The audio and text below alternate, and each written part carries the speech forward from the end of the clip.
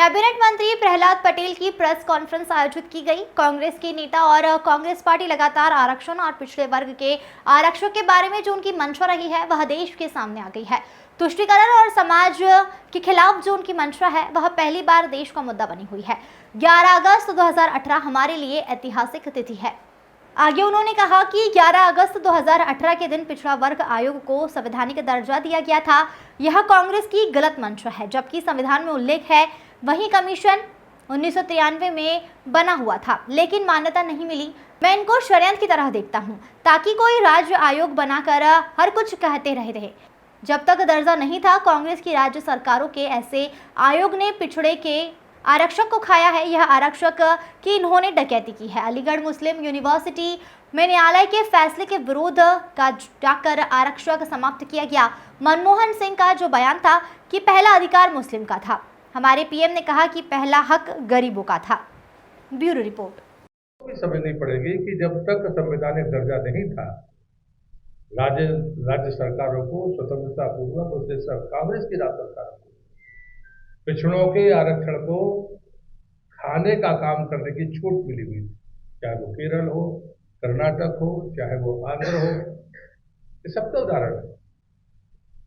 और इसलिए मैं ये कहता हूं कि कहीं ना कहीं सिर्फ पिछड़ों के आरक्षण पर डाका नहीं डाला कांग्रेस ने, बल्कि एससी, एसटी और पिछड़े सभी आरक्षणों पर डकैती की है।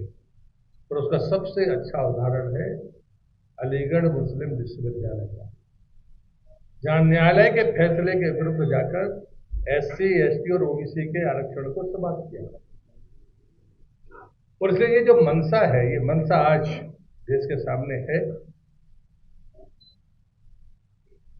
माननीय पूर्व प्रधानमंत्री मनमोहन सिंह जी का बयान अब कांग्रेस उसको झुठला नहीं पा रही है, लेकिन वो बयान था कि इस देश की संपत्ति पर पहला अधिकार मुसलमानों का है। लेकिन हमारे प्रधानमंत्री ने गर्व के साथ कहा कि इस देश की संपत्ति पर पहला अधिकार गरीबों का है। और इसलिए मुझे लगता है कि ये जो बहस है, ये सिर्फ बहस नहीं है, इसने कांग्रेस के नेता, कांग्रेस पार्टी दोनों के चरित्र को उजागर किया है। मैं इस अवसर पर इसलिए डॉक्टर अम्बेडकर को कोट कर रहा हूं। 27 अक्टूबर 1991 में जब उन्होंने कहा था कि मुसलमानों, पंडित नेहरू हमेशा मुसलमानों का पक्ष लेते, साथ में लाइन कही थी कि मैं मुसलमानों का विरोधी नहीं हूं, लेकिन जिनको संरक्षण मिलना चाहिए उनको मिलना चाहिए। कि तुष्टीकरण और बहुसंख्यक वर्ग के विरुद्ध कांग्रेस की मंशा अब व्यापक तरीके से जनता के बीच में आई है।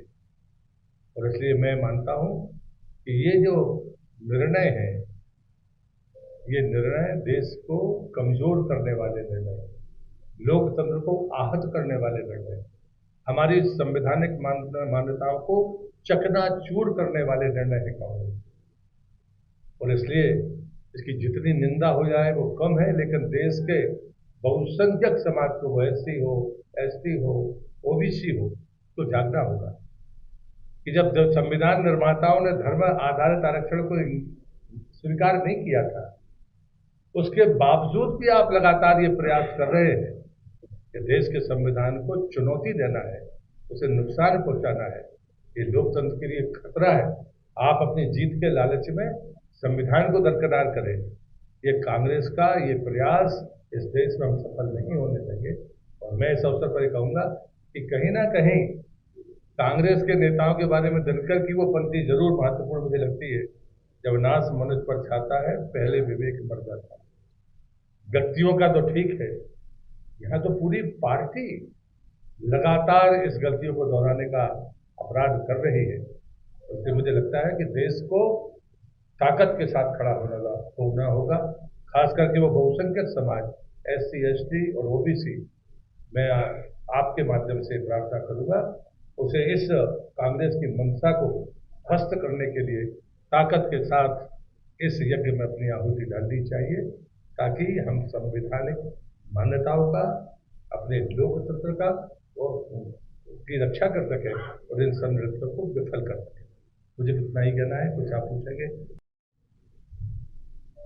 मैं अपनी तरफ से और अपनी पार्टी भारतीय जनता पार्टी की तरफ से भोपाल के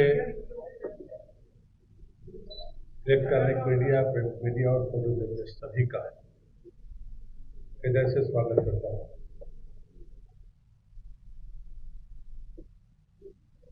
लगभग तीसरे चरण के मतदान के दूसरे के बीच में आपसे चर्चा का एक सौभाग्य मिला है। कांग्रेस के नेता और कांग्रेस पार्टी लगातार आरक्षण के बारे में और विशेष करके पिछड़े वर्ग के आरक्षण के बारे में उनकी जो मंशा रही है, वो मंशा अब देश के लोगों के सामने आ गई है। कांग्रेस ने दो रास्ते आजादी के बाद से ही तय किए थे, उसको तुष्टीकरण और बहुसंख्यक समाज के प्रति उनका जुड़ाव का जो दुर्लक्ष्य था। लेकिन तुष्टीकरण के बारे में तो देश समझ रहा था, लेकिन बहुसंख्यकों के खिलाफ कांग्रेस की जो मंशा है वो पहली बार आज बहस का मुद्दा बनी है और देश के सामने वो बातें आई है। और इसलिए मैं सकारात्मक अपने पक्ष से बात शुरू करूंगा।